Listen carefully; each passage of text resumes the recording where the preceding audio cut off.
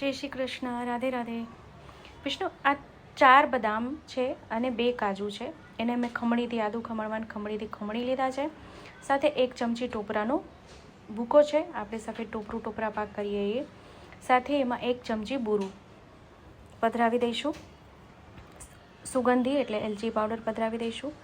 અને એની સાથે આપણે 1 ચમચી ખાલી દૂધ પધરાવશું, વધારે નહીં.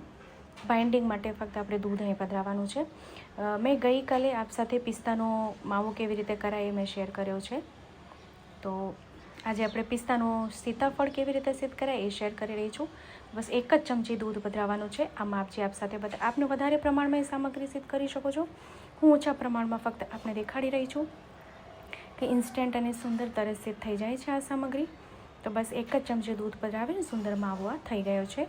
આ સીતાફળને સ્ટફિંગ છે આપણે જો સુંદર. તો આના નાના નાના હું 4 ગોળા અહીંયા વાળી લઉં છું. આમાંથી 3-4 નંગ સીતાફળ થશે. તો આ પિસ્તાનો જે માવો કરી રાખ્યો છે એમાંથી આપણે નાની નાની ગોળી વાળવાની છે. તો વિડીયો આપને જો ગમે તો લાઈક કરજો, આપણા ગ્રુપમાં શેર કરી દેશો, જેથી વધુથી વધુ લોકો સુધી વિડીયો પહોંચી શકે અને એને પણ ઉપયોગી થઈ શકે. તો પિસ્તાનો આવી રીતે જો માવો લેવાનો હાથની વચ્ચે અને એને એકદમ નાની એકદમ નાના આકારની ગોળીઓ આપણે વાળવાની છે. કારણ કે આપણે એને સીતાફળનો આકાર આપવાનો છે, સીતાફળનો શેપ આપવાનો છે આપણે એને. તો આમાં જો પિસ્તામાં આપણે કોઈ કલર નથી પધરાવ્યો, છતાંય સુંદર કલર આવ્યો છે એનો. તો બધી ગોળી વાળ્યા પછી શું કરવાનું, એક આપણે જે કાજુ બદામનો જે માવો કર્યો છે એ આવી રીતે હાથમાં લઈને અને બધી બાજુથી આમ આપણે ગોળીઓ આમાં લગાડતી જવાની છે. જો આવી રીતે એ લાગી જશે સરળતા છે. એમાં દૂધ કે માવો કંઈ નહીં, દૂધ કે જલ કંઈ નહીં લગાડતા. આમાં સીધું એમને માવો એકબીજામાં ચોંટતો જશે. આપણે જોઈ લો, સરળ છે એકદમ, તરત સિદ્ધ થઈ જાય એવી સામગ્રી છે. કંઈ વાર નથી લાગતી આ સામગ્રીમાં. પ્રભુને રૂચે તેમ સુંદર આ સીતાફળ, માવાના સીતાફળ, પિસ્તાના સીતાફળ.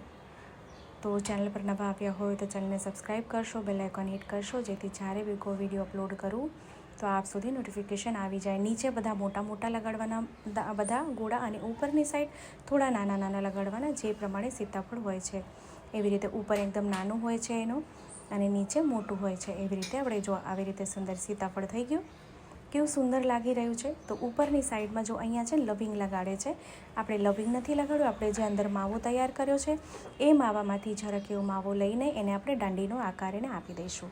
કે ઉપર જે દાંડી એની હોય છે એ આપણે એમાં એની લગાડી દઈશું. ઉપર ખાલી એનો આકાર આપણે એમાં આપી દઈશું. આવી રીતે વચ્ચે આમાં લાગી જશે, આમનામ જ લાગી જશે. આપણે જોઈ શકો છો થઈ ગયું સુંદર સીતાફળ, કંઈ વાર ન લાગી આમાં. તો પ્રભુને રૂચે તેમ, પ્રભુને સુહાય તેમ સુંદર સીતાફળ ની સામગ્રી સિદ્ધ થઈ ગઈ છે. આ બી સિદ્ધ કરો, શ્રી પ્રભુને ધરાવો અને કમેન્ટ કરીને જણાવો કે આ વિડીયો આપને કેવો લાગ્યો છે.